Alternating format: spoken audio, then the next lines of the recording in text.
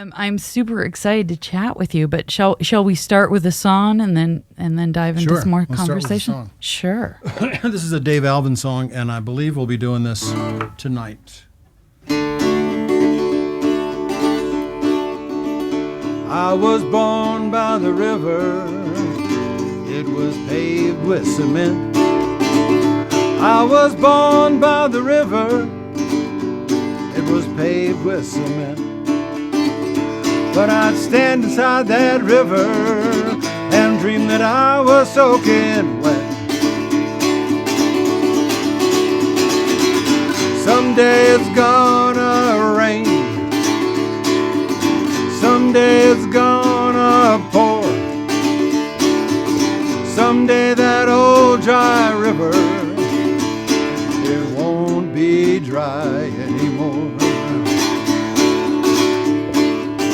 I used to play in the orange groves till they bulldozed all the trees.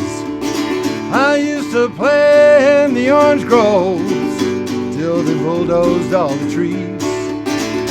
But I'd stand among those dead stumps and smell the blossoms on the breeze. Someday it's gonna rain, someday it's gonna pour, someday all those dead trees, they won't be dead anymore.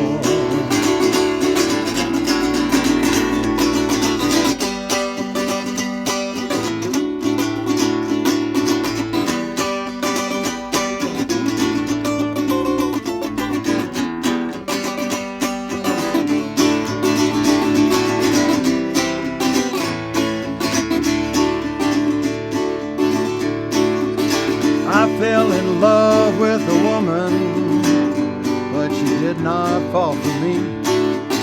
I fell in love with you, baby, but you did not fall for me.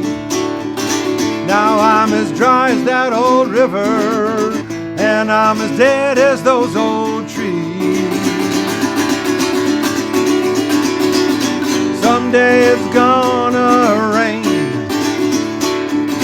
someday it's gonna pour,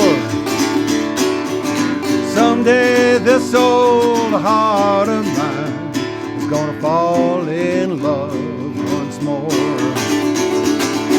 Someday it's gonna rain, someday it's gonna pour, someday that old dry river, it won't be dry. No, it won't be dry anymore. It won't be dry anymore.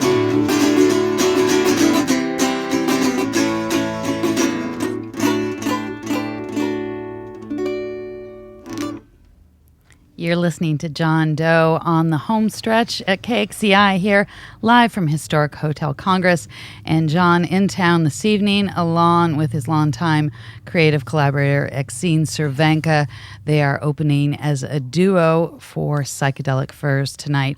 And I just realized I said duo. You might have other people with you. No, just the two of you? Yep. Yeah? Oh, how lovely. That's great. Very intimate. Yeah. Lots of jokes. Yeah. Well, I don't know, jokes. Giving each other Screwing bedtime. around. Yeah. Yeah, kind of stuff, yeah. You certainly have lots of history to draw upon for banter, Well, I would imagine. yeah, we try not to dig that deep. Then it would be a different kind of show. Fair enough. Oh, yeah. Turn it into a really dramatic Broadway show. Oh, horrors. Well, welcome back to Tucson. It's to be lovely here. to have you here again. Tell me a little bit about working with Exene in this configuration in terms of what audiences can expect. I would assume are you getting into knitters territory? Are you doing exons? Just give us a little taste of what folks might be getting. Like that song was on the second Knitters record.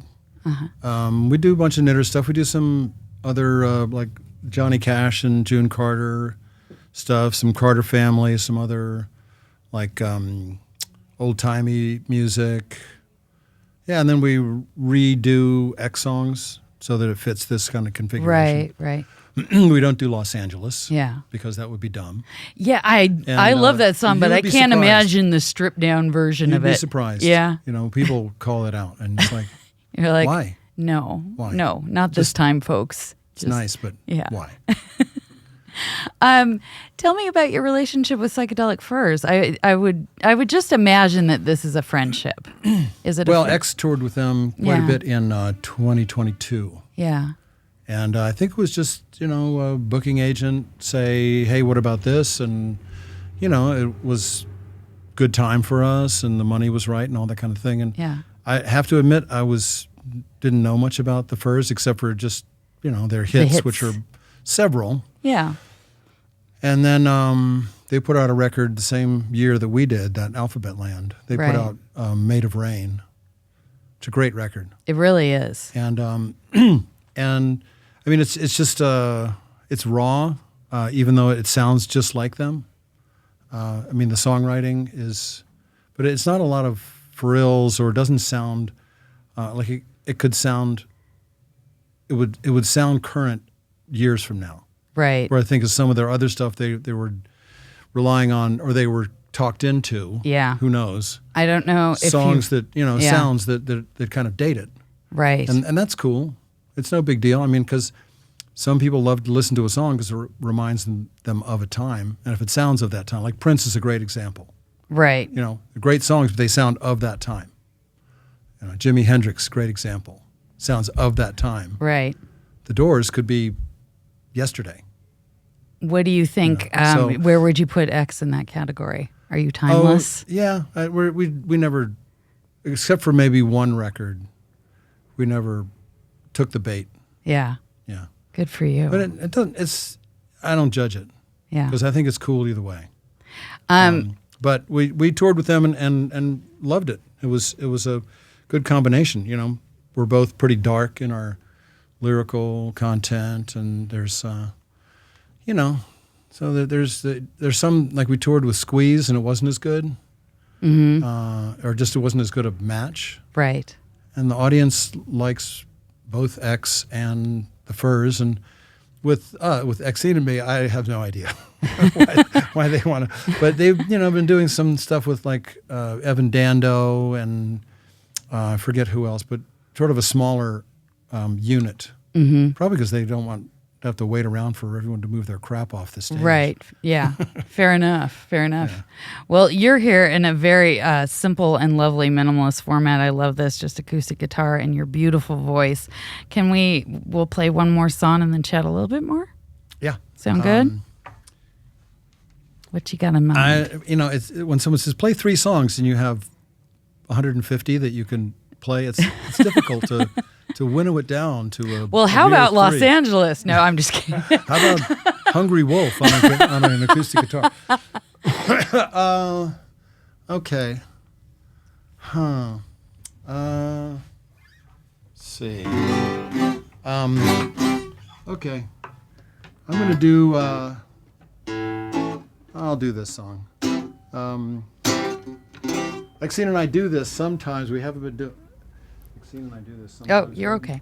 Exene and I do this sometimes. We haven't been doing it this tour, but we might. Yeah. We might. Who knows? All right. I'm sure she's listening somewhere through our mind meld, through our yeah.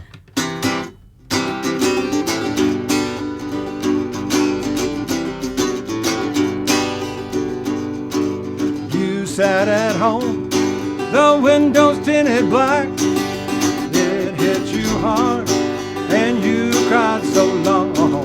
Life turned and wandered, never to come back again. Take what she gives you. Don't cry when you kiss her.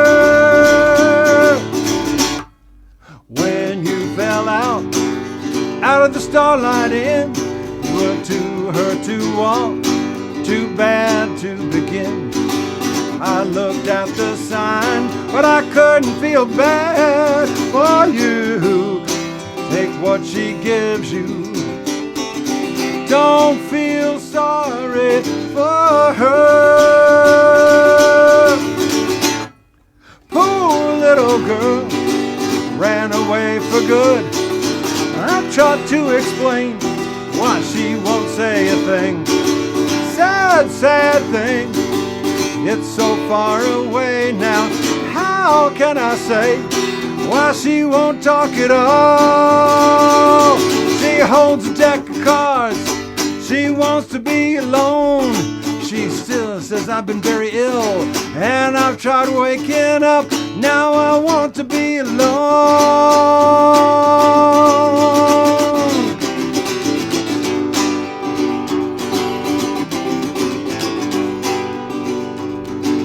When you fell out of Pete's hotel, well, you didn't look so good, and you didn't feel so well. You said, hold me tight, but I couldn't get it right.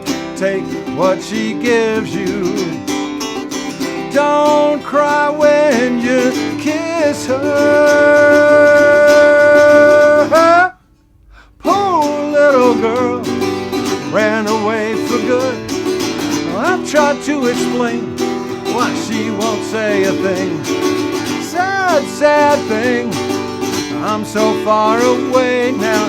How can I say why she won't talk at all? She holds a deck of cards.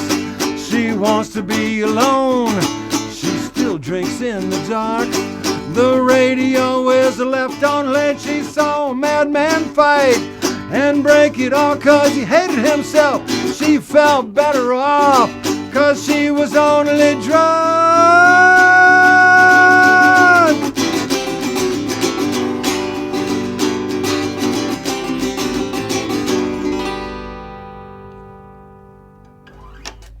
You've been listening to John Doe of X live on the home stretch on KXCI. They're, of course, performing a classic X composition, Poor Girl. And he's in town tonight along with Exene Cervenka. They're playing as a duo, opening for Psychedelic Furs over at the Rialto. Again, thanks so much for taking the time to come over. I really appreciate it. You keep asking, I'll keep coming. All right, fair enough.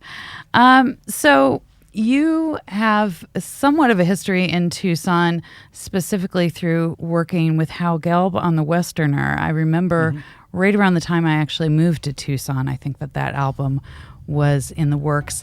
How did you and Hal originally connect? Do you have a long history together? Yeah, I think we first met at the Sagebrush, which was one of the first places we played here. Yeah. I may be wrong, but we met a long time ago and it really kind of fell out of touch. And then I played here with Nico Case because she sang on a record of mine, and we did some touring. Oh, no, she lived here then. And X played, and she and Hal both came. And Hal and Exene and Nico and I went out afterward. And we're just, sort of screwing around. And after Hal went to the bathroom or something, he left for a minute, and I said to Nico, I said, God, I've forgotten what an interesting, fun, cool guy Hal is. She goes, oh yeah, he's an enchantress. and I said, well, wouldn't that be enchanter? And he goes, no. So yeah, Hal's he's a brother. Yeah. Of sorts. Yeah. Yeah. I love him dearly. Excellent.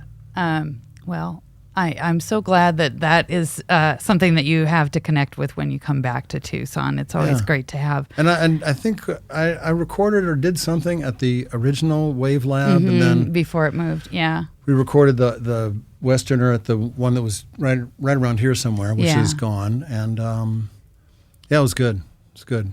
How the songs that I worked on for that record were a tribute to my dearly departed friend Michael Blake, and a lot of the songs were about or inspired by him, by Michael, and it just seemed fitting that it would be. He lived outside of Tucson. What's the name of that place?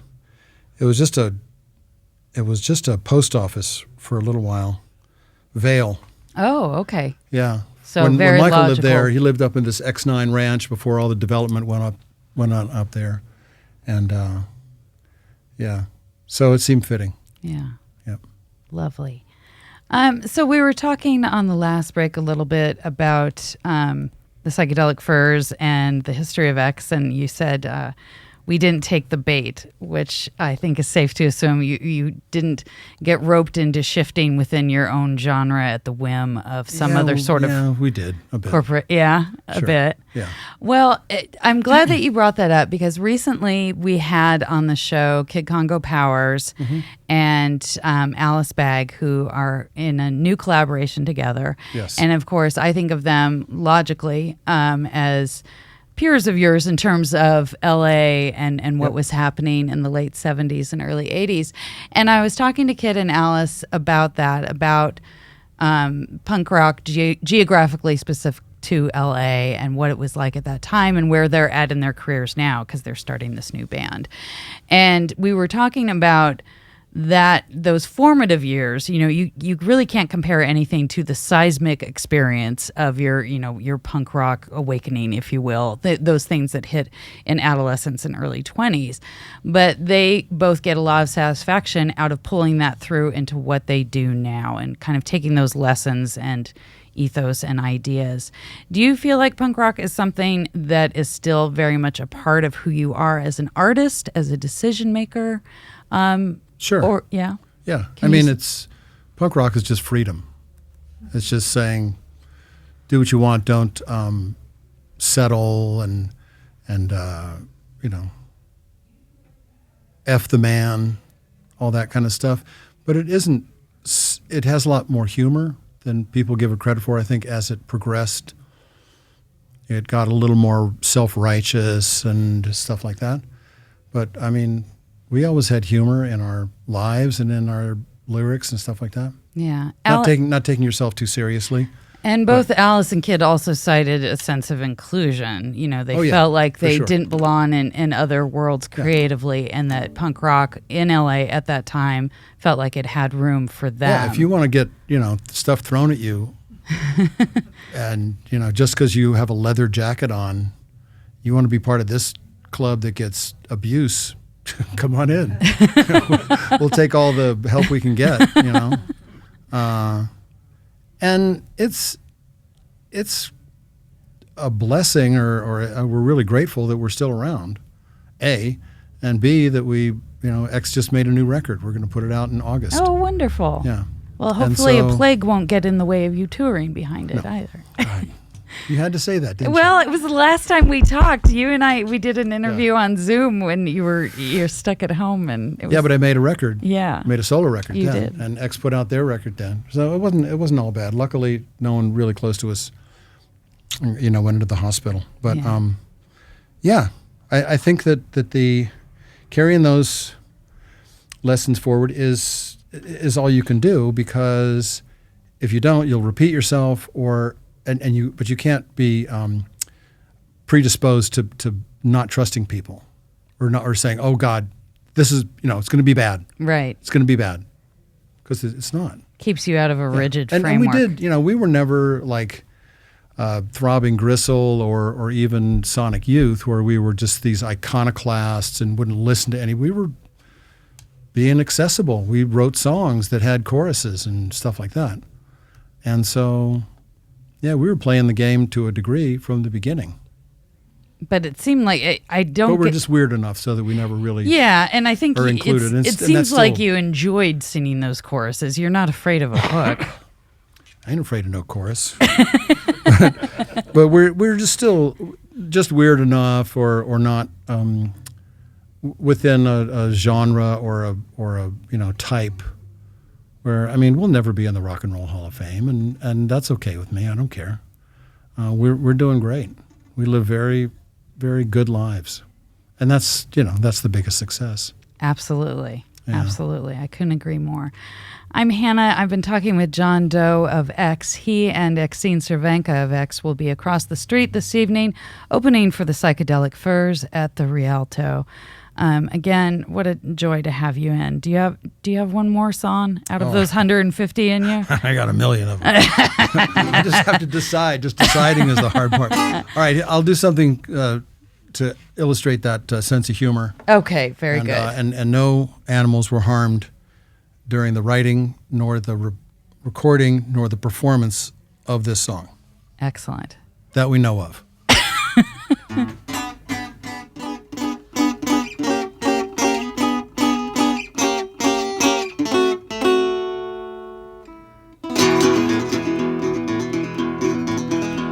I woke up one morning looking for kicks. Went out to the barnyard to stomp on some chicks. They call me Wrecking Ball, 'cause I'm the baddest of them all. Got a bullet head, one stray eye, my back's been broken twice. Wear big old boots and overalls, my pants just filled with lice. They call me Wrecking Ball, 'cause I'm the baddest of them all. I'll stomp on an egg, I'll stomp on a duck, geese or Cornish hens, I don't give up, they call me Wrecking Ball, 'cause I'm the baddest of them all. Well, roosters and hens, all their feathered friends, they know it's time to fly when I come stomping by. Cock-a-doodle-doo, I'm gonna put my tread on you. That's the call of the Wrecking Ball. Everybody asks why I'm such a bastard. Wringing the necks ain't no fun, and stomping kills them faster. They call me Wrecking Ball, 'cause I'm the baddest of them all. If your fowl's gone foul and you can't count on Rover, just look me up and I'll stomp right over. They call me Wrecking Ball, 'cause I'm the baddest of them all. Well, the life I lead is mighty slim pickings. There ain't much call for stomping on chickens. They call me Wrecking Ball, 'cause I'm the baddest of them all. Well, roosters and hens, all their effing friends, they know it's time to fly when I come stomping by. Cock-a-doodle-doo, I'm gonna put my tread on you. That's the call of the Wrecking Ball.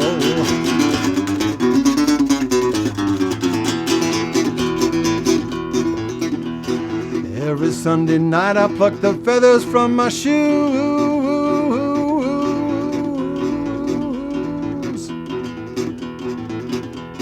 Sing a little bit of the chicken plucking blues. They call me Wrecking Ball, 'cause I'm the baddest of them all. Yeah, they call me Wrecking Ball, 'cause I'm the baddest of them all.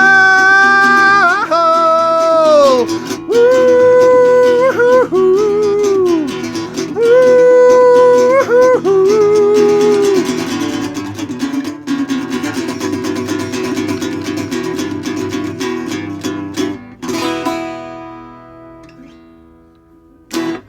Well, there you go, the baddest of them all, Mr. John Doe, live in the KXCI studios here on the home stretch. Again, tonight, along with Exene from X.